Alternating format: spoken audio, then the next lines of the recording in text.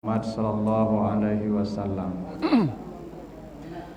Bapak Ibu yang saya muliakan, kembali kita lanjutkan kajian kita di surat Ali Imran, mulai ayat 33 sampai ayat 44, yang menceritakan tentang sosok wanita terhebat yang pernah Allah kirim ke muka bumi, namanya Maryam binti Imran.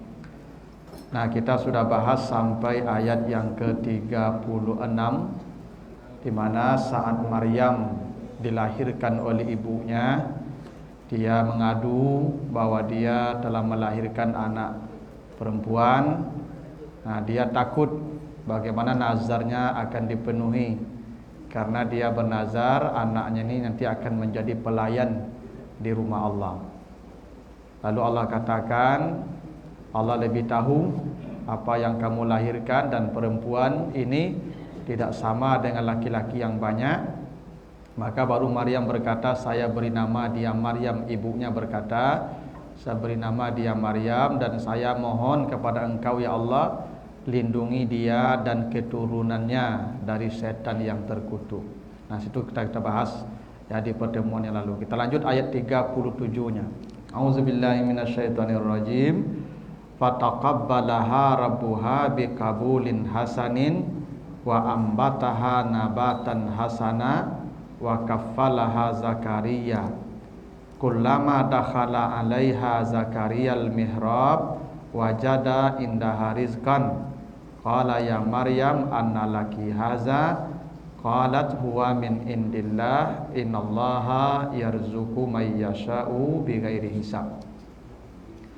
Maka Allah pun menerima persembahan Maryam, artinya nazarnya dulu, dengan terimaan yang baik, dan tumbuhlah Maryam dengan pertumbuhan yang baik, dan dia diasuh oleh Zakaria. Setiap kali Zakaria masuk menemui Maryam di mihrab, dia menemukan selalu ada makanan bersama Maryam. Zakaria berkata, ya Maryam, bagaimana makan ini kau peroleh? Maryam menjawab, makan ini dari Allah.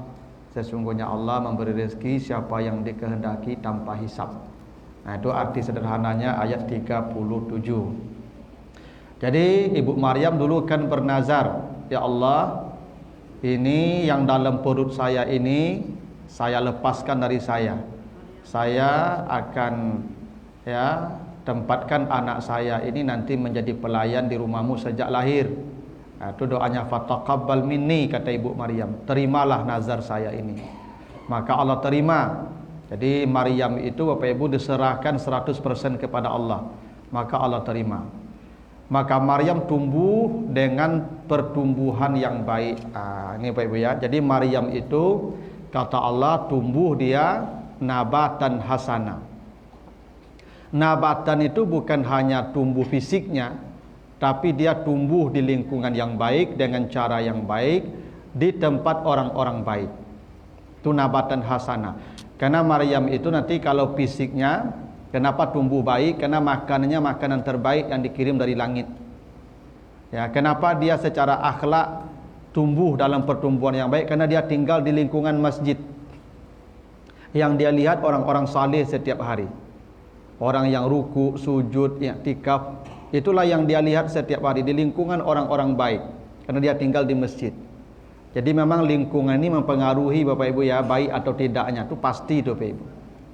Ya, jadi Bapak Ibu kalau ya ingin anak-anak yang baik, pertumbuhannya bukan hanya pertumbuhan fisiknya, tapi pertumbuhan mentalnya, perilakunya, memang perlu mencarikan lingkungan orang-orang baik. Itu pasti Bapak Ibu. Karena kata Nabi, al-mar'u ala dini khalilihi, setiap orang akan dipengaruhi oleh orang-orang terdekatnya. Siapa orang sekitarnya, itu dia akan dipengaruhi oleh itu. Nah, itu makanya Nabi Ismail oleh bapaknya dulu, Nabi Ibrahim, dipindahkan dari Baitul Maqdis ke Makkah, di pinggir Ka'bah, ya, di rumah Allah. Nah, karena itu mempengaruhi Bapak Ibu ya. Itu makanya dalam agama ini kalau kita membeli rumah, apa aturan agama membeli rumah? Al-jar qablad dar. lihat orang di sekitar rumahmu sebelum membeli rumahmu. Jadi kok kamu beli rumah, Pak, cari orang sekitar rumah tu. Kalau orang saleh-saleh di sekitar rumah itu, beli rumah tu walaupun mahal. Tapi kalau orang-orang di sekitarnya para pembangkang, pendurhaka, walaupun murah, rumah tu jangan dibeli. Karena lingkungannya tidak baik. Karena pertumbuhan seseorang itu, perkembangan seseorang itu, mentalnya, jiwanya, akhlaknya, itu dipengaruhi oleh lingkungan. Makanya Maryam ini dicarikan lingkungan terbaik. Di pinggir dia di mihrab. Ya, setiap hari yang dia lihat hanyalah orang-orang baik dan orang-orang saleh. Nya kalau sudah pepatah orang awak Ibu. Kalau kata pepatah orang awak kan begini. Ya, bakawan jo tukang apa? Minimal kane asok, kane panca api. Bakawan jo ustad minimal pandai azan, kau nak pandai ceramah, enak. Bakawan jo tukang main domino minimal tukang etong, enak Pak? Kau nak pandai main tukang etong awak. Ya biasanya gitu tuh Pak. Ya tak? Kau nak pandai main domino, main kartu minimal tukang etong, tukang aduk kartu awak. Tu kadang pengaruh kawan tu Pak. Ya kan? Bakawan jo penciluk minimal tukang calin orang, enak. Ya sudah Pak Ibu. Yo kadang pengaruh kawan kau Pak Ibu. Ya. Bakawan jurang pauta pasti pauta. Enak. Maka lu kalau kuliah Pak Ibu cari kawan yang pembaca. Minimal yang celik-celik kulit buku saya Pak, kau nak kawan baca. Tapi kalau bakawan jurang pelaluk, bantah saya nampak tahu di beko tu. Ya tu Pak. Kadang pengaruh kawan tu Pak. Itu makanya Maryam ditumbuhkan, dia dicarikan tempat pertumbuhan yang baik di lingkungan orang-orang saleh. Itu alasan pertama Maryam tu jadi baik. Karena dari kecil dia hanya melihat orang-orang saleh beribadah saja pekerjaannya. Ya. Maka anak-anak kita ni perlu didekatkan di lingkungan orang-orang saleh, supaya dia menjadi saleh. Kenapa? Karena kata Allah wa kafallaha Zakaria, karena dia diasuh oleh Zakaria, manusia yang paling saleh di kalangan Bani Israel. Makanya dulu kita bicara, Bapak kalau baca ayat 44-nya, ya surah Ali Imran ayat 44-nya, itu kan proses pemilihan Zakaria menjadi pengasuh Maryam tu rumit. Ya ayyuhum yakfulu Maryam. Bagaimana cara mengasuh Maryam? Itu izyulkuna aklamahum. Semua orang mengambil kayu, sepotong kayu, lalu semua orang menghanyutkan kayunya di sungai Jordan. Siapa yang hanyutnya ke atas, dialah yang paling saleh. Dari semua kayu yang dihanyutkan, hanya kayu Nabi Zakaria yang kati hanyutnya melawan arus. Semuanya ke bawah. Itu maka saya katakan ibu-ibu apa-apa kalau ingin menguji ambo saleh atau tidak, apa yang petang air itu tu bawa kayu cie hanyutan. Kalau ke bawah hanyut kayunya alun saleh itu Pak. Tapi kalau melawan arus kayunya, itu betul-betul nyata tu Ibu, dan itu Allah ceritakan begitu. Ya. Jadi pana undian dulu tu. Karena Nabi Zakaria ni yang paling saleh itu, makanya Nabi Zakaria itu selalu qaimun yusalli fil mihrab. Nabi Zakaria tu tidak pernah meninggalkan mihrabnya untuk beribadah. Karena Nabi Zakaria tu punya mihrab khusus. Mihrab tu Pak Ibu, tidak sembarang orang loh Pak Ibu ya. Itu makanya diceritakan di sini kullama dakhala alaiha Zakariyal mihrab. Setiap kali Nabi Zakaria masuk ke mihrabnya. Berarti mihrab tu tempat beri imam. Berarti Zakaria ni imam pemimpin. Maka dia punya mihrab. Itu mihrab namanya Pak Ibu. Tempat imam berdiri salat tu namanya mihrab. Mihrab itu artinya tempat perang. Mihrab itu dari kata harbu itu artinya perang artinya. Bukalah kamus, cari haraba itu artinya perang. Mihrab itu tempat perang. Kenapa di situ tempat perang Bapak Ibu? Di situ mihrab. Karena kita salat berjamaah ni perang Bapak Ibu. Makanya bersaf-saf seperti tentara perang. Nah, panglimanya di depan tu Bapak Ibu. Ya, jenderal kita di depan tu. Itu makanya imam tu yang paling baik bacaannya, yang paling banyak hafalannya, yang paling dalam ilmunya, yang paling saleh akhlaknya. Kenapa? Karena salat imam itulah salat jamaah. Berapa nilai salat imam, begitulah salat jamaah nanti. Itu kenapa nanti di surat Al-Isra ayat 71 Allah mengatakan nanti di akhirat Ya, setiap orang yauma yud'a kullu unasin bi imamihim, semua orang dipanggil masuk surga dengan imam mereka masing-masing. Karena ibadah jamaah ini nilainya ibadah imam. Apapun hasil imam ibadahnya, itulah nilai ibadah jamaah. Itu kenapa imam tu tak dengaik lah Pak Ibu. Jangan tangka-tangka ya Pak dia paling gaik sekolah dia jadi imam, tak ada urusan juga gaik kau jadi imam Pak Ibu ya. Ada sebagian masjid itu Pak. Ya kan? Dan paling gaik sekolah mah. Tak ada urusan juga gaik lah Pak Ibu. Jadi imam itu walaupun usianya 7 tahun. Boleh. Itu kasus Umar bin Salamah. Usia 6 tahun masuk 7 dia disuruh jadi imam. Dan waktu itu belum berkhitan dia. Ya, dia sudah mumayyiz namanya. Sudah bisa membedakan yang baik dan yang buruk, makanya umur 7 tahun. Ya, umur 7 tahun boleh jadi imam. Dengan catatan bacanya paling baik, hafalannya paling banyak. Kan ada walaupun lagi gaib apa aku bacaan melebe-lebe saya bacaannya. Ada cucunya SD, suruh cucu tu jadi imam. Jangan apa aku jadi imam. Ya kan? Kadang apa aku ina atena kulullah panjang saya ayatnya nya. Atukalah ni lain bela ni ketik kau jadi imam, tapi banyak hafalannya Pak. Karena itu kenapa imam tu disebut di tempat disebut mihrab. Kenapa Bapak Ibu? Karena sasaran setan imam. Makanya yang tagak di mungko tu Pak Ibu, setannya tu kalibernya jenderal-jenderal sado tu Pak Ibu. Iyanya selevel Pak. Yang di belakang kau kopral-kopral saya tagaknya kau. Prajurit saja, karena ini tidak ada masalah. Kalau ini hancur salatnya tidak ada masalah, tetap ikut salat imam dia. Andai ibu-ibu bapak-bapak salatnya 0 nilainya, kalau dinilai dapat 0-nya, tetap nilainya salat imam diambil. Makanya setan tak perguna menggadu jamaah loh. Tak penting jamaah adanya lah, yang paling penting tu menghancurkan imam. Kalau imamnya sudah hancur porak-poranda, panglima kalau porak-poranda biasa pasukan porak-poranda. Kalau panglima sudah hancur, sudah kalah, itu pasukan kocar-kacir begitu. Maka sasaran setan tu imam. Tu maka tempat berdirinya disebut mihrab. Itu perang sejati di situ. Tu makanya Pak kalau ada imam sasik-sasik baca ayat tu dapat di setan tu. Dapat tu Pak. Kalau ada imam sasik-sasik lupu-lupu baca ayat Pak, tu dapat di setan tu. Iya. Karena begitu kata Allah, wa ma ansanihu ila syaitanu an azkura. Yang membuat kita lupa itu syaitan. Itu Allah sebut betul di surah Al-Kahfi itu. Bacalah cerita Nabi Musa belajar ke Nabi Khidir itu. Kan ada muridnya lupa memberitahu ikannya sudah jalan, sudah hidup kan, ikan mati itu. Nah, yang membuat kita lupa itu setan. Karena imam ni begini, masalah hebatnya setan tu, imam itu begini. Kami ini kadang-kadang laka membaca ayat pendek, laka dibaca qul huwallah. Cek setan, tak maluang tu. Tu pendek tu macamnya. Awak doktor itu ayat dibaca je. Apa pita kayak panjang Pak Ibu. Lah panjang dipilih ayat yang tak dapat di jamaah. Dipilih ayat panjang tak dapat di jamaah lah. Dengan harapan orang kagum kawa bahasa hafal Quran. Tak ada orang dapat ayat tu awak sesurangnya. Lah tak baca ayat tu, nyok kacau memori awak leh. Lupa Pak Tamanuang, orang di belakangnya untuk saya cubalah caknya. Itu caknya. Saya lah caknya. Tak kami tolong lah caknya. Pak. Ya. Tapi kalau baca qul huwallah sasik, banyak orang menolong, ya nak? Kalau baca Anas sasik, dapat orang sadonya.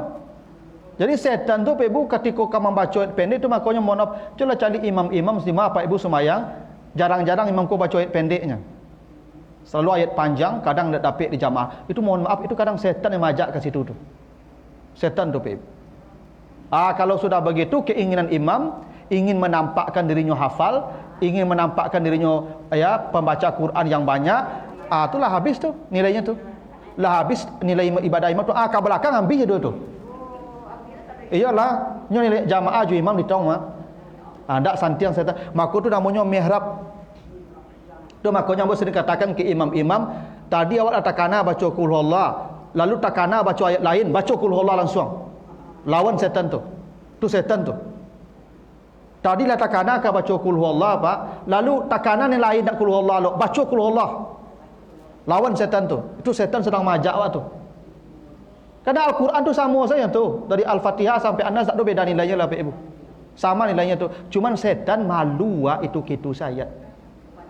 Tu makanya ketika jadi imam selalu ayat panjang. Lah surang sumayang kul huwallahu ina atena setari. Enak. Ngesantiang setan tu Pak. Jadi Zakaria tu yang paling hebat, makanya dia yang punya mihrab. Karena dia pemimpin. Karena mihrab itu artinya tempat berdirinya pemimpin.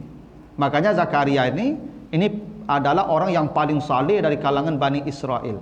Disitulah Maryam diasuh di tangan orang saleh, namanya Zakaria. Maka sering saya katakan, bapak ibu kalau tidak bisa mengasuh anak, mungkin sibuk, ibu sibuk bekerja, bapak sibuk bekerja, bolehkah dengan pembantu? Boleh saja. Tuh Maryam tak dengan ibu bapaknya, Nabi Muhammad juga tak dengan ibu bapaknya, tapi Maryam dicarikan pengasuhnya kaliber Zakaria. Nabi Muhammad pengasuhnya Halimah. Jadi kalau bapak ibu tidak bisa mengasuh anak karena sibuk, tidak apa-apa, carikan tukang kasuhnya seperti Zakaria atau seperti Halimah, kalibernya. Kadang-kadang kita nih ibu, kita hebat, doktor, profesor, ya orang-orang hebat, kagum jawab, tapi anak, masya Allah, tinggal aja, mohon maaf, aja pembantu yang tidak tamat SD. Kira-kira sampai 5 pengananya begitu ibu. Ya. Ini kekeliruan kita. Itu makanya ibu disebut ummi. Ummi itu artinya imam. Dari kata ummi itu ada kata imam, amam. Imam itu di depan, tagak di bungku artinya. Ya, diikuti orangnya. Sujudnya sujud orang, tagak orang, ruku orang. Itu kenapa imam disebut imam. Ibu disebut ummi karena ibu itu teladan bagi anaknya. Apapun ibu itu anak tu akan mengikuti nanti itu. Maka perilaku anak tu kopian ibunya tu. Anak mada, ibunya mada tu. Karena ibunya imam. Ya tak? Ya. Kalau anak ku penjawik, tak ada ibu penjawik. Karena anak tu perilakunya kopian ibu tu. Karena tu kena disebut imam. Dia diikuti oleh anaknya. Jelas tidak?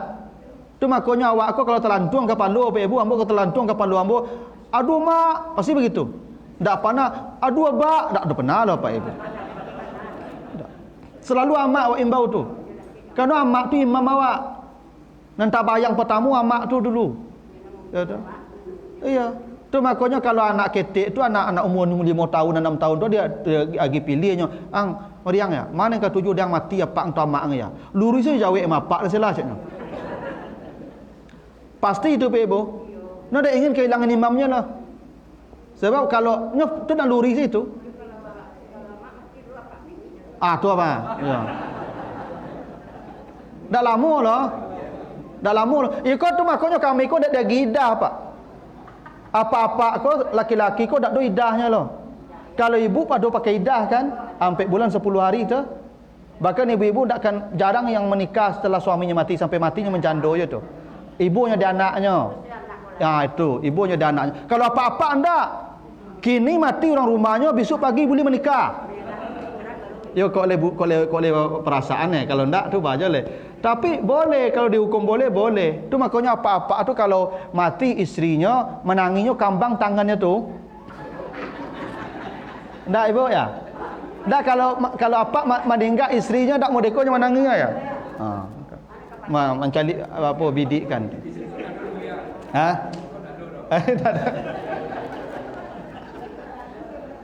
Bakok betul Ibu. Bakok apa-apa kau ndak diagi idah. Karena apa-apa kau ndak bisa tanpa perawatan. Nyo ndak bisa hidup tanpa ada yang merawatnya. Tu apa-apa. Kalau ibu tukang rawat, maka ibu tak ada masalah. Ibu kau ndak butuh je kami lah.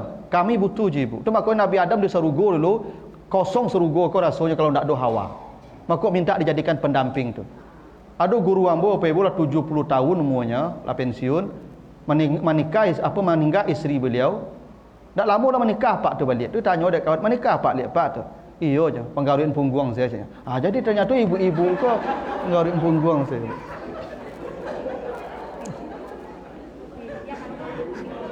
Kalau kadin dia mengelokak punggung kau ibu. Ya. Jadi penggawin punggung kau perlu ibu. Kan tak sampai dah. Ada tukang gawin punggung. Ya, jadi ya. Yo kadang-kadang Bapak Ibu, umur 65 70 ko mata dak mau lalok le. Ya nak. Apa ko surang sebab guling-guling Bapak Ibu sampai subuh lama hari tu mah. Tapi kok ada kawan mota akan capek yo hari beko tu Bapak Ibu. Jadi ada orang tak mengerti Bapak Ibu. Apa ko lama meninggal istrinya umur oleh anak-anaknya tak boleh kahwin le. Lagi gaik ko menikah aja le ko ndek. Yo tukang garu yang punggung tu yang perlu Bapak Ibu. Kok dapet sudah meninggal maknya kau mungkin seminggu 2 minggu tanya apa tu lepak apa akan mencari ibu ndak ambil carian betul anak-anak kau harus sampai ibu iyo kawan mauta tu perlu ibu-ibu cetuyo tu makanya kecek Nabi ada 3 yang dilarang ditunda-tunda kata Nabi kan as-salatu iza atat salat kalau sudah datang tu makok jamak takdim itu Nabi selalu jamak takdim kalau waktu sudah datang tak pernah takhir kenapa kok mati di jalan beko salat tak boleh ditunda. 2 jenazah kalau sudah datang. Al janazah izah bila sudah ada jenazah di tengah rumah segera mandikan, kuburkan, segerakan jangan tunda-tunda. Yang ketiga itu wal ayyimu iza wajadat kuf'an. Janda atau duda kalau laba sobok dan cocok segera pacapik cak Nabi. Tu makanya ibu-ibu kalau laba sobok dan cocok capek. Jangan ditunda-tunda yo, capek. Itu. Itu ya. Ya. Tak ada masalah umur loh Ibu. Ummu Salamah aku ya itu istri Nabi setelah Khadijah meninggal itu siapa namanya? Aduh. Oh itu Aisyah setelah itu Ibu. Istri Nabi yang pertama setelah Khadijah itu usianya 65 tahun. Saudah binti Zam'ah. Saudah binti Zam'ah tu usia 65 dinikahi Nabi. Itu istri Nabi setelah Khadijah. Ya. Ibu berapa usia ibu?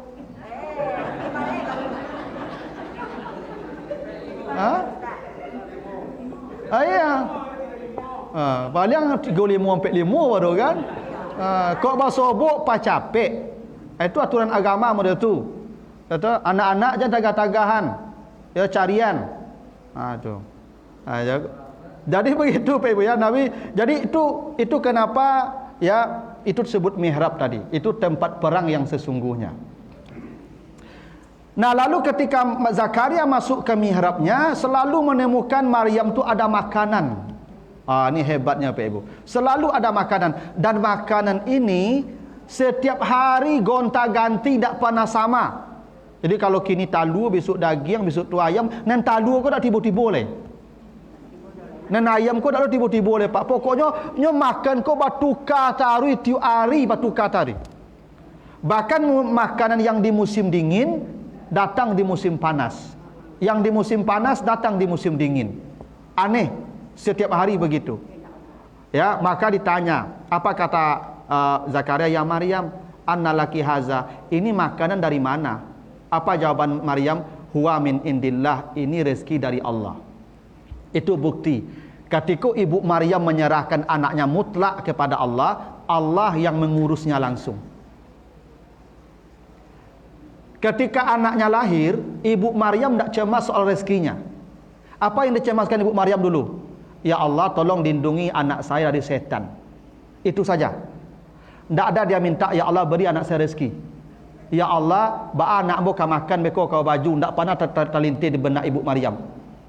Tapi ketika dia serahkan anaknya bulat-bulat kepada Allah, Allah yang mengurus turun makanan dari langit. Tiap hari makanan turun dari langit.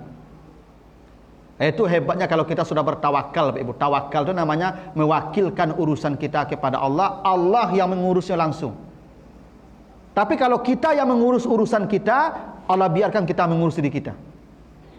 Itu makanya Nabi selalu berdoa, Rabbi la takilni ila nafsi tarfata'ain. Ya Allah, jangan biarkan saya mengurus diri saya walaupun sekejap mata. Urus diri saya ya Allah.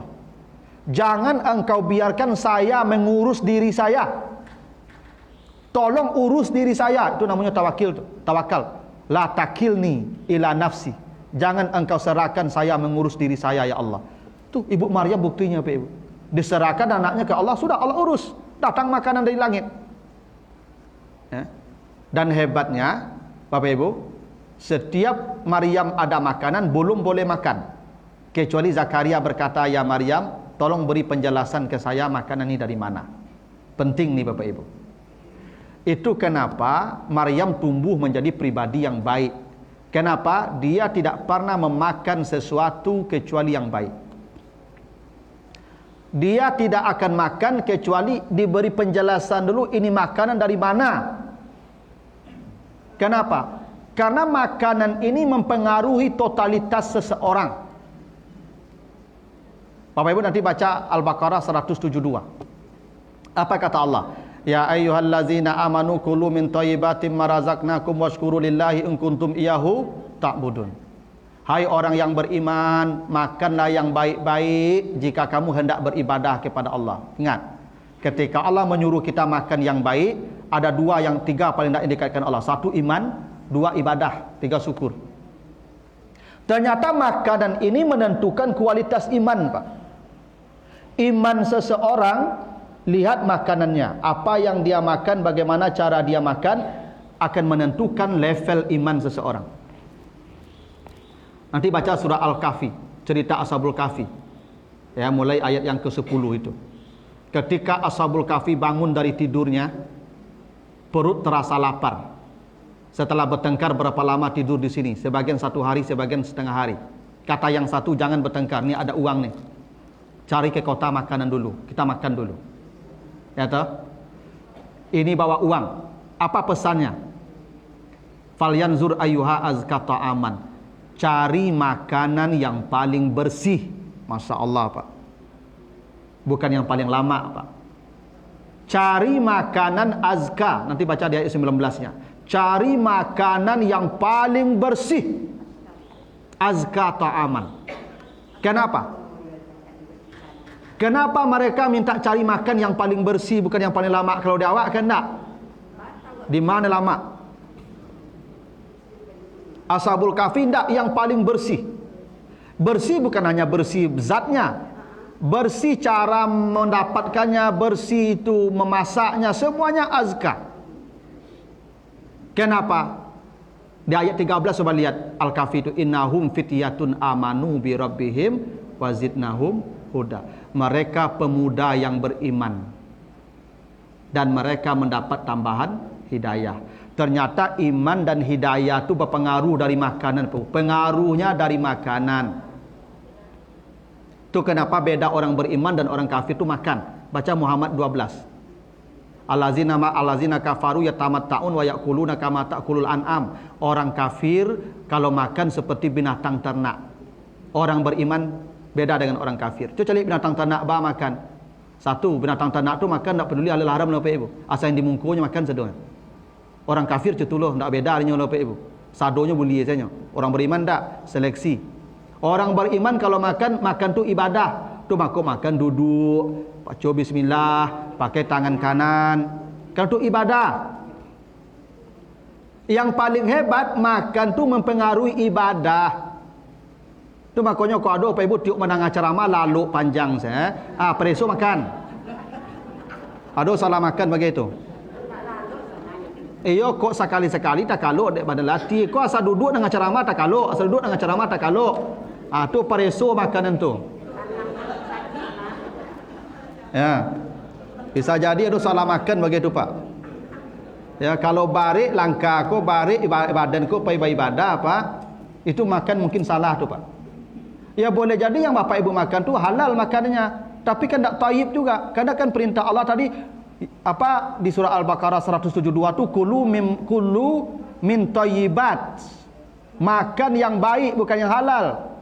Karena halal belum tentu baik juga. Kenapa Ibu? Makanya thayyib perintah Allah makan yang baik. Termasuk cara makannya baik, tak boleh berlebihan. Tu makanya binatang ternak sama orang kafir, binatang ternak makannya selalu lomba kidek, paru itu meranti le.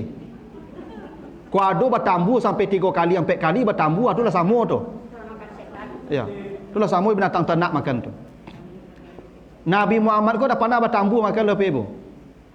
Makan Nabi itu sepotong roti 3 korma atau 5 korma atau 7 korma paling banyak. 3 korma, 1 potong roti itu makan Nabi, Pak. Itu pun makannya 3 jari lah, kunyahnya 32 kali lah. Itu makok Nabi ko pun tak ada kolesterol, tak ada asam urat.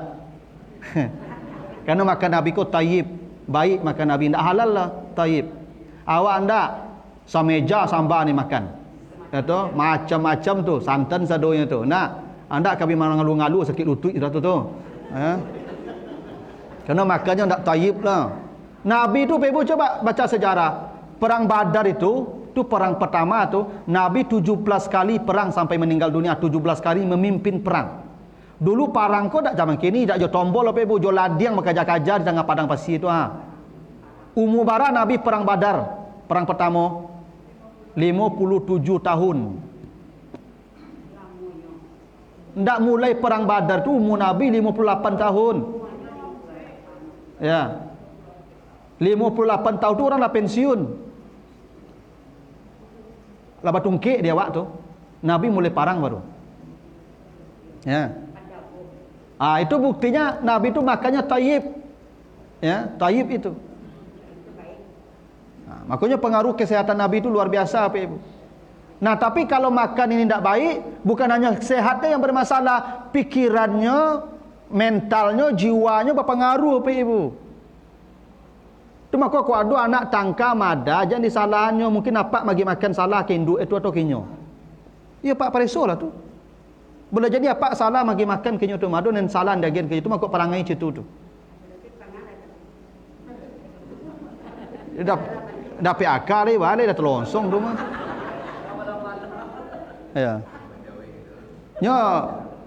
Nya dari kini kalau memang didesain tu makanya ibu kalau pai keraju apa pasan kapak tu pak buat yang halal pulang ya. Yang tak halal tak usah ya. Itu akan mempengaruhi anak-anak pasti Pak Ibu tu. Coba cari mohon maaf Ibu ya, anak-anak yang broken, yang tangka, yang mada, yang narkoba tu anak orang miskin atau anak orang kaya Pak Ibu? Orang kaya Pak. Ratu-ratu anak orang kaya tu Pak. Ya tak? Maka boleh jadi anaknya seperti itu kena pengaruh makan engkau. Mungkin kayu tu karena memang banyak yang salah dibawa masuk rumah tu. Makanya yang pintar-pintar dulu Pak Ibu anak nelayan, anak petani, anak tukang-tukang, tukang buru-buru. Pak kok pintar makannya tempe tahu saja Pak. Kok susu dak kapan minum susu tu Pak, otaknya cerdas, bersih. Tayyib. Tak ada korupsi dia lah. Dibilunya ke korupsi, ke sawah keladang padoknya. Ya. Ambo pernah dulu Pak Ibu di Jati kok. Ya kan? Nem tertinggi di Sumatera Barat. Ini di SMA 1 sekolahnya. Rumah gubu induknya belampu togoknya Pak Ibu di Jati kok. Apaknya kerajonya membecaknya Pak Ibu. Si adur situ ternyata Pak Ibu. Itu bahasa kasarnya. Tapi anaknya nem tertinggi di Sumatera Barat Pak Ibu. Kan kalau gizi tak kecukup gizi bentuk lah tu. Tapi bersihnya Pak. Ya, jadi mempengaruhi. Jadi gizi itu apa? Kebaikan makan tu mempengaruhi kualitas hidup orang. Tu makanya Maryam tumbuh sebagai pribadi yang baik karena dia makan hasanan. Tidak boleh memakan zakat oleh Zakaria kecuali makan yang baik. Tu makanya ibu-ibu kalau ada anak cucu pulang buat makanan, tanya lu, di mana dapat ya? Tadi lapar orang je lu bagi telenga orang tadi Ibu. Namanya anak-anak. Kadang-kadang ibu minta amas steak, jangan minta steak, tanya dulu di mana dapatnya Pak Ibu. Itu. Karena boleh jadi disembah punya orang tadi itu Pak Ibu. Ya, tidak boleh anak-anak tu diberikan kepadanya makan yang tidak baik. Itu makanya apa-apa hati-hati bagi makan ke anak tu. Itu contohnya Maryam itu. Kenapa? Karena Maryam menjadi pribadi yang baik karena mendapatkan makanan yang baik. Lalu terakhir kata Maryam apa? Innallaha yarzuqu may yasha' bighairi hisab, karena Allah memberikan rezeki kepada siapa yang dikehendakinya tanpa hisab. Apa maksud tanpa hisab Bapak Ibu? Apa maksud tanpa perhitungan? Allah memberi rezeki kepada siapapun tanpa melihat kondisi orang itu saleh atau taat. Tuh. Kalau misalnya Allah karena dia saleh dikasih rezeki banyak, itu namanya berhitung Allah itu. Kalau orang tak beribadah dia bagi rezeki seketik, itu Allah berhitung namanya itu. Itu salah satunya Pak Ibu. Ya. Jadi orang yang diberi rezeki oleh Allah tu tidak ada kaitannya dengan ibadah. Jangan Bapak Ibu mengait-ngaitkan ibadah orang dengan jumlah rezekinya. Dek rajin ke masjid itu rezeki banyak. Dia tak beribadah rezeki sandek, tidak ada hubungannya. Tidak ada hubungannya jumlah. Karena itu Allah memberikan rezeki bi ghairi hisab. Kata Nabi, andai rezeki dikaitkan dengan ketaatan, maka orang-orang kafir tidak akan diberi seteguk air minum pun oleh Allah. Tapi orang kafir, Bapak Ibu, apa yang dikakuknya berjadi. Kenapa? Rezeki tidak ada dikaitkan Allah dengan ibadah dan maksiat. Bahkan ada jamaah aku yang bertanya kamu Pak Ibu Ustaz, dulu ambo sebelum pandai ke masjid, bahkan lu semayang boleh rasaki ambo ko murah saja Ustaz. Apa yang ambo jadi ambo kakuk jadi saja. Lah rajin ambo ke masjid ambo ke sandik Ustaz. Ancak ambo dulu saja. Lupa dia tu Pak. Lupa dia itu. Bahwa ibadah tidak menentukan jumlah rezeki. Andai ibadah yang menentukan jumlah rezeki, para nabi itu kayo-kayo. Siapa yang bisa menandingi ibadah para nabi Pak? Tidak ada. Dan Nabi Sulaiman itu kena diuji saja. Bukan karena ibadahnya dia kaya, diuji dengan kekayaan oleh Allah. Makanya Sulaiman berkata, haza ujian dari Allah liyabluwani ashkur am akfur. Apakah saya bersyukur atau saya kufur? Jadi Sulaiman kaya bukan karena taatnya, tapi karena ujian semata dari Allah. Kalau kekayaan ditentukan oleh ketaatan, nabi-nabi yang paling layak hidup senang. Coba Bapak Ibu baca sejarah para nabi. Tidak ada nabi yang hidupnya senang kecuali Nabi Daud Sulaiman dan Daud tadi.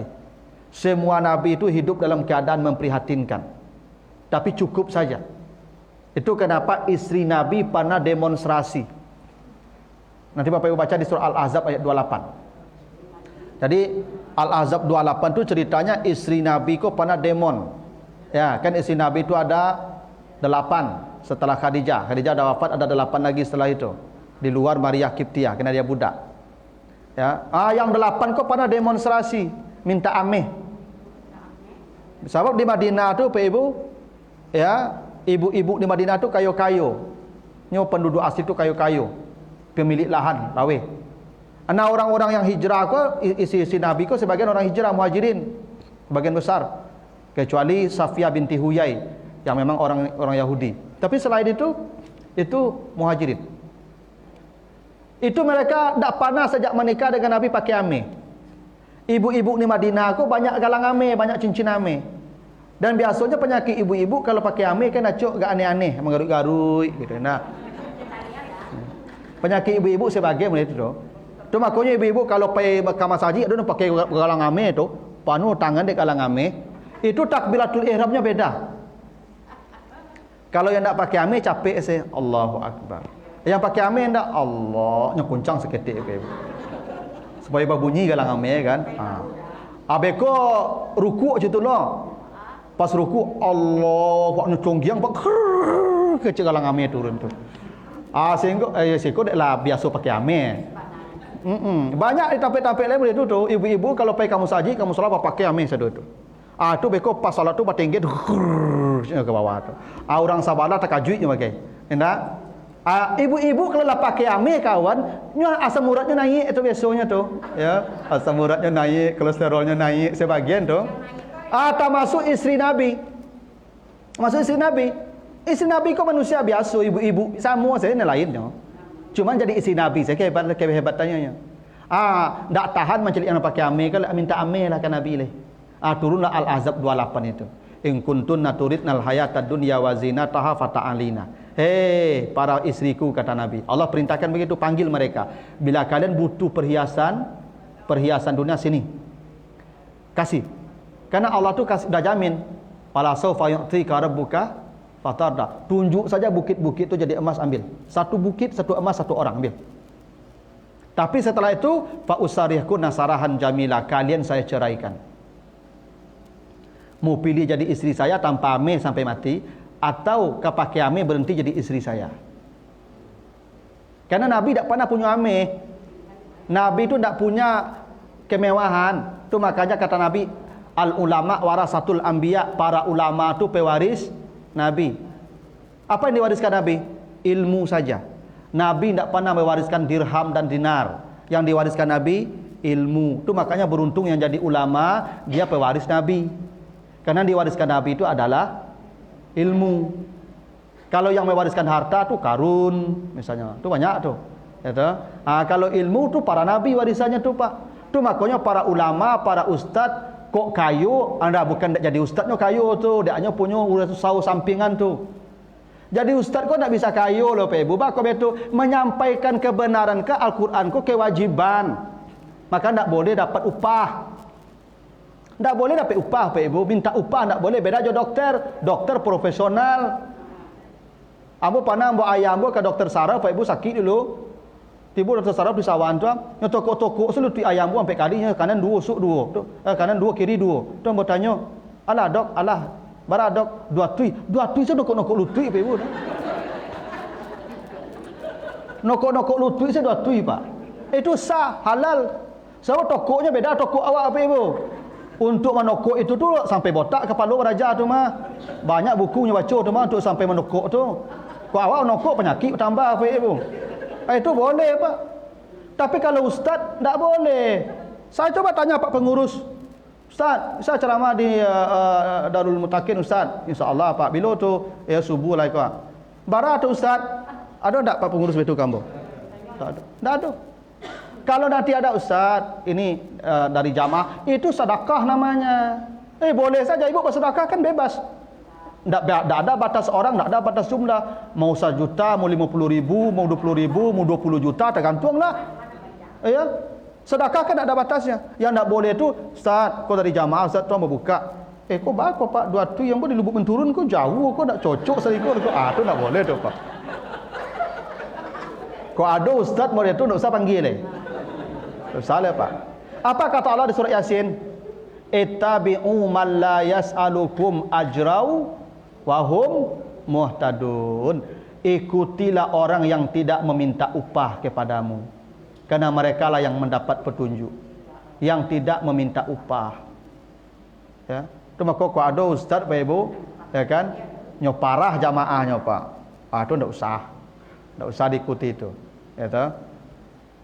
Jadi ibadah ini tidak menentukan jumlah rezeki. Makanya para nabi itu tidak ada yang kaya, karena tidak ada hubung ibadah jumlah rezeki.